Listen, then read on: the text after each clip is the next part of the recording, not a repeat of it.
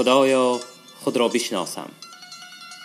کتاب خاطرات از ادبیات شناس و نویسنده شهیر تاجیک زنده یاد رسول هادی زاده.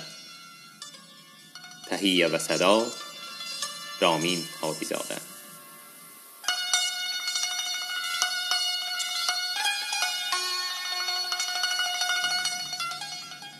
سالهای دانشجویی زود می‌گذشتند. از کورس چهارم گروهی فیلولوژی ایران تشکیل شد و ما همان دوستانی نزدیک نه زیاده از 15 نفر در این گروه شامل گردیدیم. دوستی و رفاقتمان قوی‌تر، عقل و خردمان کاملتر و سن و سالمان هم بالغتر میشد. افسوس که در سالهای آخر درسهای تخصصی و استادان ماهر و نامدار کمتر شدند. میخائیل استپانویچ اندریف در آخر سال 1946 به استالین آباد رفت. استادان شرقشناسی معروف و مشهور به شهرهای خودشان مسکو و لنینگراد رفتند و دیگر باز نگشتند. یوسف شیروانی بعد از کورس سوم غایب شد و بعد از او آموزش ترکی عثمانی نیز متروک ماند. یوگنی بدگر یگانه استاد زبان عربی به اصول اروپایی فوتید و جایگزین وی دیگر کسی نشد. آموزش زبان عربی در کورس‌های آخرین بی نظام و سیستم بود و از جانب استادان مدرسه دیده ازبک. از درس‌های مهمترینی که در کورس‌های آخرین در خاطر دارم تاریخ صنعت و معماری آسیای میانه بود که دانشمند معروف پوگاچنکوف تدریس می‌نمود. دیگر کورس تاریخ ادبیات فارس و تاجیک بود که آن را الکساندر نیکولایویچ بالدروف در کورس پنجم در مدت 2 ماه برای ما درس داد. این لکسیه‌ها در سطح بلند شرق‌شناسی روس و اروپایی بود. به ما هم دانش خوب داد و هم به اصول تحقیق و تدریس شرق‌شناسی اروپایی دریچه باز نمود. با وجود کمبود و دوری از مرکزهای شرق‌شناسی خصوصا در سالهای جنگ و بعد از جنگ، از فاکولته شرق‌شناسی هم دانش خوب و هم تجربه فعالیت جمعیتی را آموختیم. خصوصا وقتی که چند تن از فعالان فاکولته را به گروهی لکتوران تشکیلات جمهوریوی کمسمال ازبکستان داخل نمودند، ملکه فعالیت جمعیتی ما بیشتر و بهتر گشت. به این واسطه شخصا من به میان مردم راه یافتم و وسیله‌ای با آنها گفتگو کردن و الفت شدن را یاد گرفتم. با راه خط کمسمال ازبکستان 2 بار به سمرقند رفته در شهر و ریانهای اطراف آن از تاریخ مدنیت تاجیک، از حیات جوانان ازبکستان و موضوعهای دیگر در بین جوانان و کلانسالان به زبان تاجیکی لکسیه خواندم. شاید مردم از این لکسیه ها منفعتی برداشته باشند، اما سودمندی آن برای من بیشتر از همه بود. من با عامه مردم معامله و معاشرت را آموختم. در فاکولته شرق غیر از من و ندیم خان باز 2 نفر تاجیک تحصیل می کردند. یکی صلاح الدین صالحف که از استالین آباد بود و در تاشکند با هم خوب آشنا شدیم. آشنایی، رفاقت و همکاری ما تا امروز هم در دوشنبه استوار و محکم بود.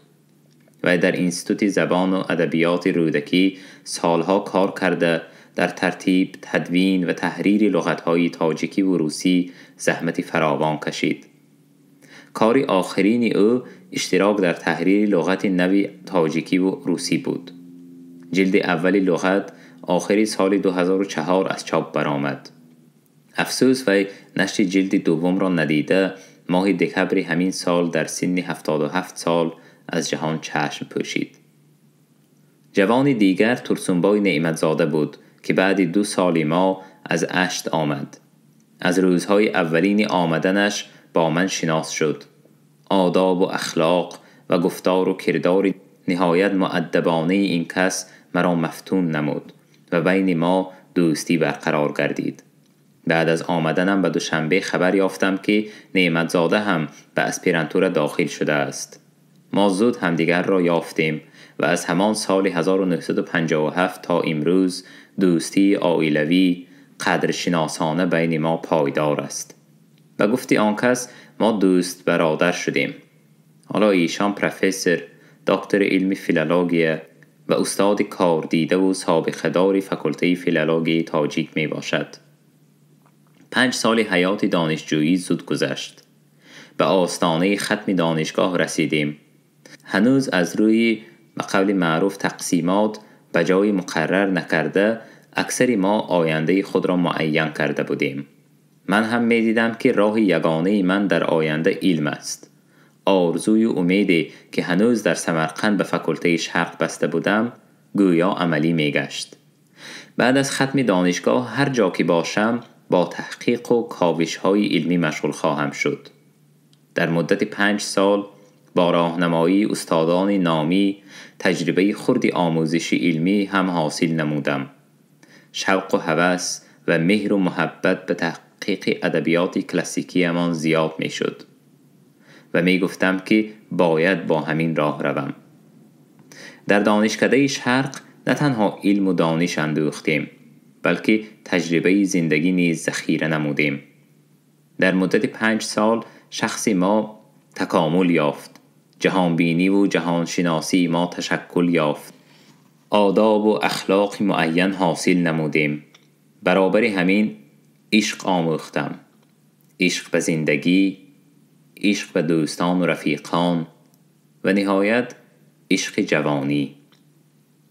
تکامل شخص و کمالات معنوی من تنها با حیات دانشجویی محدود نبود. همزمان با تحصیل دانشگاه کارمند مستقل، ایجادکار و تشکیلگر یک بخش اداره نهایت معتبر و با نفوذ حیات مدنی و معنوی جمهوری ازبکستان، کمیته رادیوشنوانی شورای وزیران جمهوری بودم. 5 سال خدمت متصل در این کارگاه در رشد و کمال شخص من، در بلوغ عقلانی من جهانی نو و قول بیدل تجربهگاه عالم صلح و نبرد بود. بنابراین من از صفحات زندگی بیرون از دانشگاه خود صرف نظر کرده نمی توانم.